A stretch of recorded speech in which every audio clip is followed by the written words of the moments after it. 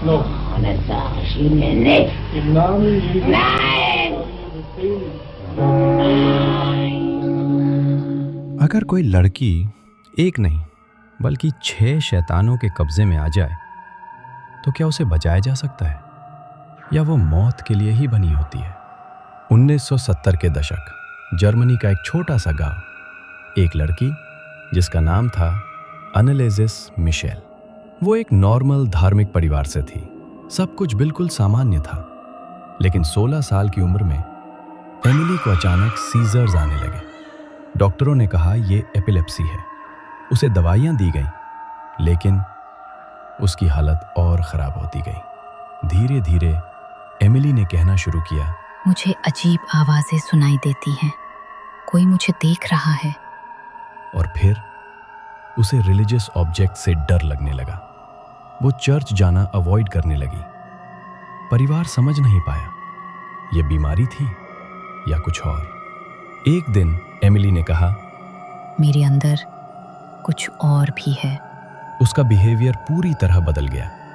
वो अजीब आवाजों में बोलने लगी, इंसानों से अलग आवाज, जानवरों जैसी हरकतें, और सबसे डरावना, उसने दावा किया कि उसके अंदर 6 अलग अलग डीमंस हैं। आखिरकार परिवार ने चर्च से मदद मांगी और एक प्रीस्ट को बुलाया गया, आर्नल्ड रेंस। एग्जॉर्सिज्म शुरू हुआ। 67 सेशंस, लगभग 10 महीनों तक। एग्जॉर्सिज्म के दौरान एमिली घंटों तक चीखती थी। उसकी आवाज कई अलग अलग आवाजों में बदल जाती थी।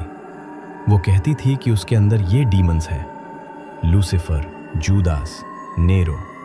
उसका शरीर कमजोर होता गया, लेकिन वो चीज और स्ट्रांग होती गई। 1976 एमिली की हालत इतनी खराब हो गई कि उसने खाना पीना बंद कर दिया। उसका शरीर पूरी तरह टूट चुका था और एक दिन उसकी मौत हो गई। Cause of death, starvation plus dehydration. लेकिन कहानी यहीं खत्म नहीं हुई।